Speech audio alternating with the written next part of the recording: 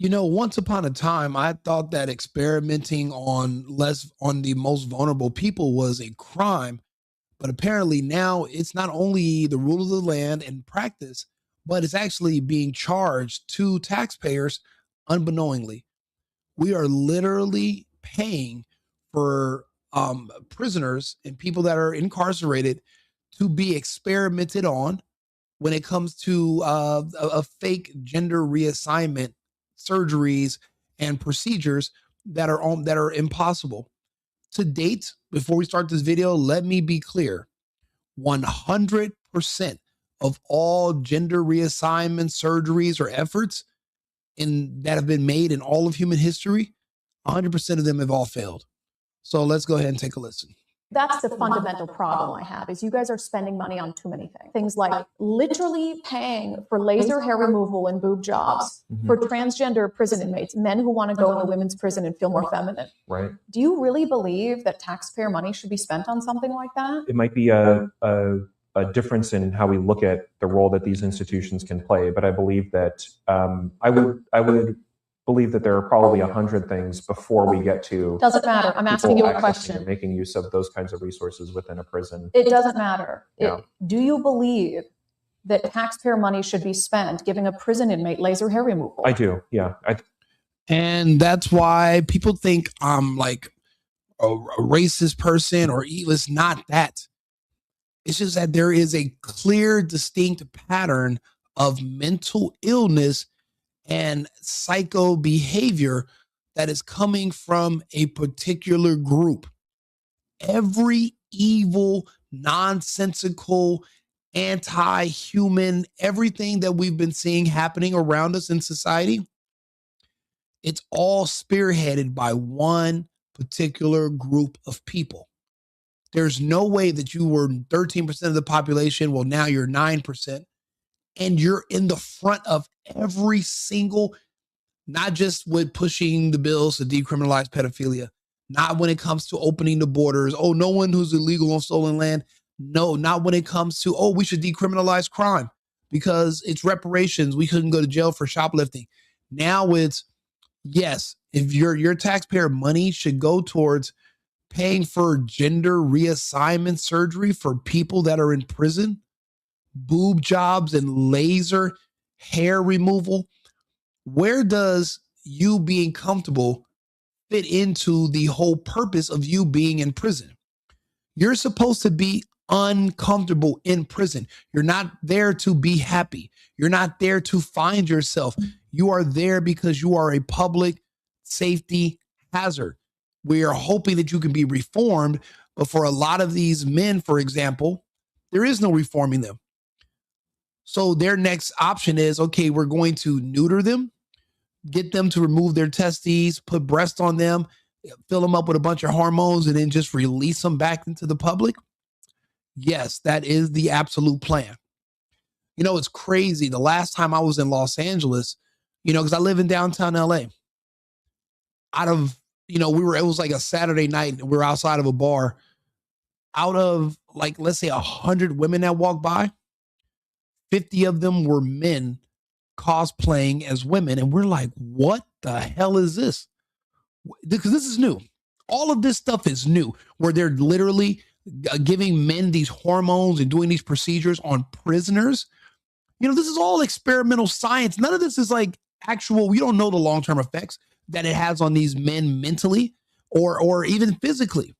We know it's dangerous. We know when you do bottom surgery, you get sepsis because they're using your lower intestines to make a fake organ, pretending to be a woman's organ. And eventually the fecal matter in your lower intestines will seep into your bloodstream and you'll get a blood infection and pass away. We know there's a literal medical danger in doing these procedures, but they're just practicing and experimenting on these men. And then they're offering them a lower prison sentence if they start taking the hormones and go through this fake transition procedure. This is horrible. This is the island of Dr. Moreau. This should not be something that is funded by the public, and we do not know, and we don't have a say so. So I keep pointing out that why is it everyone from this one group, from the 13, why is it that they put them at the front of every sick and evil agenda that we can come up with? It's never equal. It's never other people. It's always them. Why is that? Holy Shaun. I think if that's probably 100 things before we get to Doesn't matter. I'm asking you a question. Or making use of those kinds of resources within a prison. It doesn't matter. Yeah. Do you believe that taxpayer money should be spent giving a prison inmate laser hair removal? I do. Yeah. I think Holy Shaun. I think if that's crazy. I think if that's somebody who is in a state-run facility, there are many people who might be within that correctional facility that are undergoing all kinds of personal transformations that it'd be very difficult for people on the outside to comprehend. Yeah. The issue is that represents a mindset that you'd spend our money on anything. You'd spend our money on anything. No, I don't believe that's true. If you will spend money, Shaun, our money that we work hard for, the money that people who are far less well off than I am see come out of their wallet every day. And if you would say that you would take that money and you would spend it so a convicted killer could get a boob job and laser hair removal, that's a mindset that is broken beyond repair. I'd rather. You got to think about it. You know, one of the arguments that we make from the right is that there is no more coexisting with the left, because the left, you can just watch this clip and rewind this video, share this video with your friends, by the way, like and subscribe. If you know, the more people that share this content, the more subscribers I'm going to get. I'm actually on my way to 100,000. We're working our way up. These are my new channels, barely monetized. So I appreciate your support. But think about what I'm saying. There is no reconciliation with people that are not mentally there anymore. They're gone. They're gone. Listen to what this man is saying. He wants to give boob jobs and he wants to continue funding laser hair removal for free and have it given away to men that are incarcerated in prison for crimes like murder, rape, burglary, etc. There's no way we can coexist with people in that state of mind. The only way we're able to coexist with that state of mind before is because they did not have microphones. There weren't a such thing as podcasts where these people felt comfortable speaking in the public realm and actually espousing these insane ideas. If people think about it, if I'm here as a regular person, if I want to go get laser hair removal as a man or as a woman, I have to go pay for it myself. In what universe in the United States do a capitalist society do we fund free elective procedures? This is not him, having a tooth removed or he had a pancreatic, something exploded in his body when he has to get a surgery. This is elective. This is optional. And you're in jail. Why are they helping fund you to have medical procedures while in prison? This is why now people don't fear jail anymore. That's why when people say, Rico, you're really harsh because you say we should be able to remove birthright citizenship from Americans. 1,000%, we're going to have to. Prison is no longer a deterrent for committing crimes anymore, because what if you're already gay? If you go out and commit a bunch of murders and they're telling you, yeah, we're going to send you to prison. That's like telling a kid, hey, you're in trouble. We're going to send you to Disneyland. Oh, please don't send me to Disney World. Oh, I hate the rides and cotton candy. You're literally rewarding. This is what they want. They can go to these jails and get everything for free and a reduced sentence, even for crimes like murder, and be let back out into the public. We cannot coexist. We have children. We have families. These people, like this man right here in this video. Rather that money go to someone who needs food on their table. I'd rather that money go to someone, and you would spend it so a convicted killer got money on anything.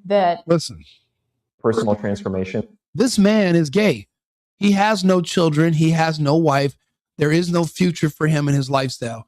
His only goal is to destroy. This is not about harmony. This is not about peace. This is not about bygones being bygones. Love is love.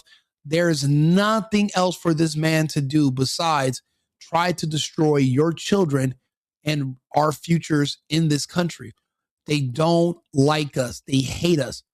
They hate reality. He's in no way attached to reality. In his mind, she says, well, yeah, you will spend our money on anything. And he's like, well, no, that's not true. And she's like, you want to give breast implants to people that are in prison for life, and you want us to fund laser hair removal. So what will you say no to funding? The only answer is anything that would benefit someone white. Those are the only things that they would not ever support.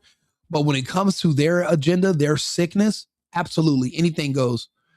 There's no way we can repair the damage and live next door to these people. These people are insane. These people are mentally unwell. They're not stable. There's no way we can raise children and have a stable society when we're cohabitating a small space with people that are mentally ill and have this agenda, and they're pushing it forward. This has to be stopped. We cannot continue to let this fester. That it'd be very difficult for people on the outside to comprehend. The issue is that represents a mindset that you'd spend our money on anything. You'd spend our money on anything. No, I don't believe that's true. If you will spend money, Shaun, our money that we work hard for, the money that people who are far less well off than I am see come out of their wallet every day. And if you would say that you would take that money and you would spend it so a convicted killer could get a boob job and laser hair removal, I cannot. That's a mindset that is broken beyond repair. I'd rather that money go to someone who needs food on their table. I'd rather that money go to someone who needs a little bit of help to pay their rent that month. Right. And so I think you can look at it. You are picking one over the other. No, I'm saying in the same way that you're saying you can care about it all, I'm saying that we can be a state that has more of what we need. There comes a point where you have to stop taking money from people. There comes a point where the government has to stop taking money from people. And you believe there's no ceiling for you. It says here, her name is Brandi Kruse, by the way, on X. Washington Democrats say the state is in a budget crisis. Okay, so they're saying that this entire state is in a budget crisis, but why? Look at what they're spending their money on. And must pass an income tax in Washington state. Yet they have enough money to get laser hair removal and boob jobs for trans prison inmates. State Representative Shaun Scott defends it as health care. This man was elected. This mentally ill, woke, and psycho was literally voted in Washington state. These people have zero regard. Let's see how much that costs. Let's see. Hey, Arthur, quick question. What's the average cost of a boob job for a transgendered man or a man pretending to be a woman, but he wants to get a breast implant? How much is each procedure? How much does that cost on average? The average cost of breast augmentation in the US typically ranges between $6,000 and $12,000. That includes surgeon's fees, implants, anesthesia, and facility costs. For anyone pursuing it, transgender or not, the price is comparable. Of course, costs vary based on location, the surgeon's experience, and other factors. Okay, now you see what this topic is in the thread. Apparently, in Washington state, they are funding giving breast augmentation surgery to men that are in prison. How many men can you look up have received this surgery already? And how many are they projecting are going to want this surgery? And why is it that they can justify taxpayers paying for this when it's an elective surgery for someone that's incarcerated for crime? What am I missing here, Arthur?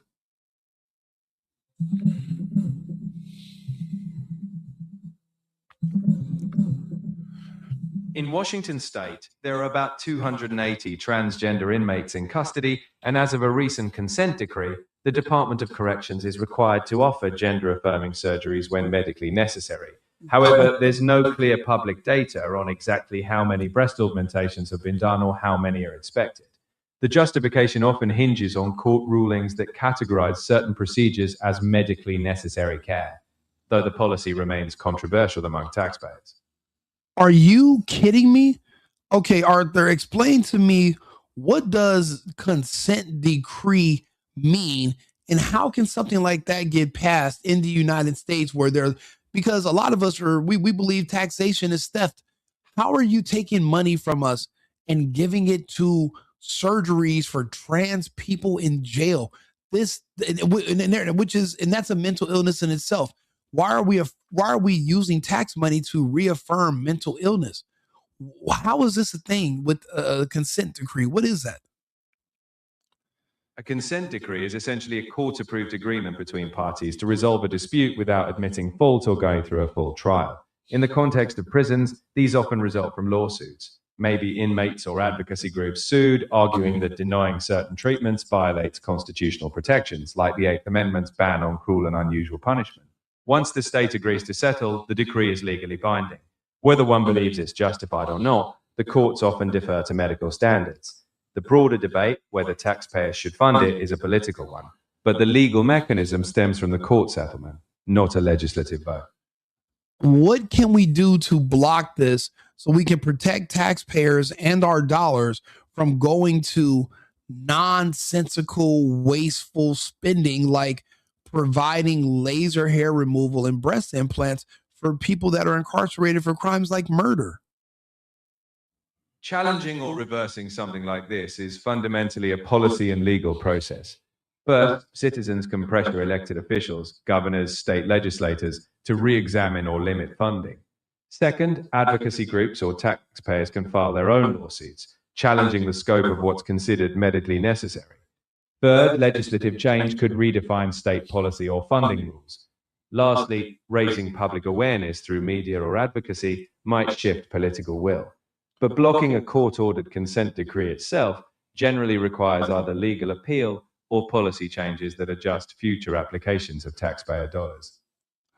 Thank you, Arthur. Yeah, you don't have to reply to this, but this is insane. When I tell people we lost the entire West Coast years ago, they're no longer under the federal government, they're not really a part of the United States.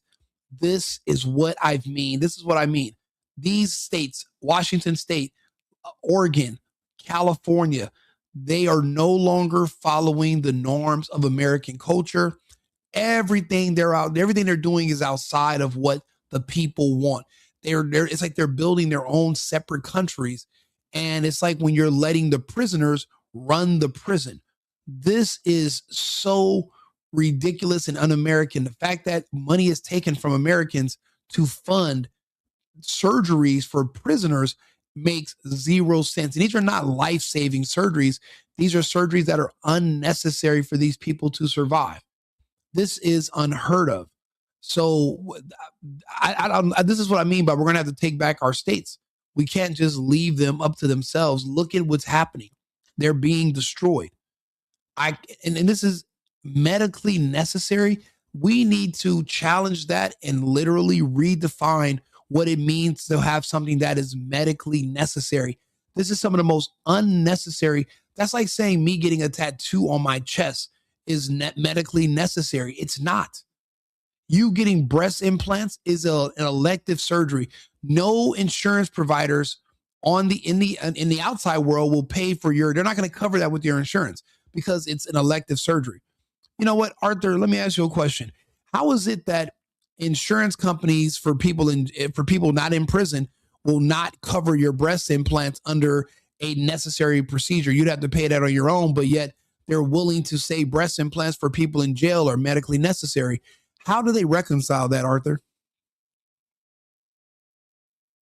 The difference lies in the context and the legal interpretations.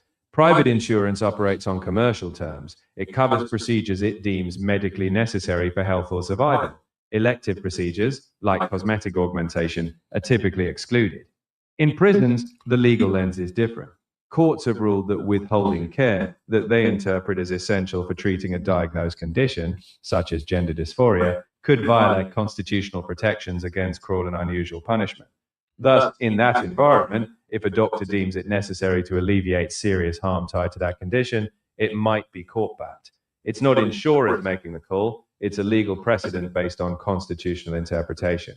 Many people challenge that, and that's where public policy debates and legal advocacy come into play. Okay, if you were able to discern all of this, what is the source of the main problems with this entire situation? Where is this coming from? Where is it coming from that this is acceptable all of a sudden in Washington state? And do other states follow this same? How many other states follow this same nonsensical game plan? This stems from the intersection of legal challenges and evolving medical standards. Over decades, courts have ruled that prisons must provide care for serious medical needs, including mental health conditions. As medical associations like the American Medical Association recognize gender dysphoria as a condition requiring treatment, some courts followed suit. Washington, like some other states, settled lawsuits via consent decrees to avoid prolonged litigation. It's not unique to Washington. Several states have faced similar legal pressures, though the specific policies differ. Ultimately, this comes from a legal framework interpreting constitutional protections broadly. If people view it as nonsensical or misaligned with public will, the response would be political, advocating for policy changes or legal reform. In short, it's a mix of medical classification, court precedent, and state policy choices, all of which can be challenged if the public desires. Arthur, I want you to make a note of this subject. This is going to be something I'm going to run on whenever I do run from whatever office. I want you to make this one of my primary goals, is to get this blocked and overturned. And I want to make sure I make advertisement talking about this subject. And I'm going to lean on this heavy, because once my constituents or people who support me see my position on this topic, you're going to see how many people literally agree with me and feel the same way, but we had no idea this was going on. I'm going to lean on this. I want you to memory hold this, and I'm going to come up with marketing material. We're going to talk about this more later. Do me a favor. There are people who do not know about this that live in Washington state that are affected. I want you guys to share this video, like the channel. We need to send this to all of our friends and family. We need to let them know what's going on in these states. California is doing the same. And there's several other states allegedly. Arthur, give me a list of other states that are doing this.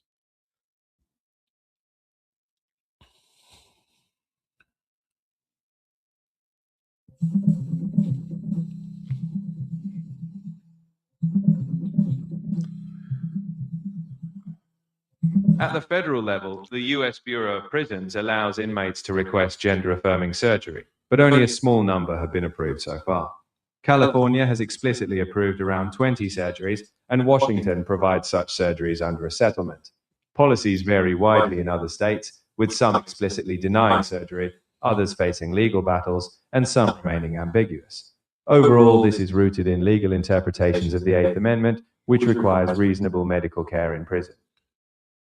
I will literally make this pretty much one of the hills. One of the main things that I'm going to run on will be ending policies like this. And if you see where I stand on this subject, you can pretty much guess where I'm going to stand on everything else.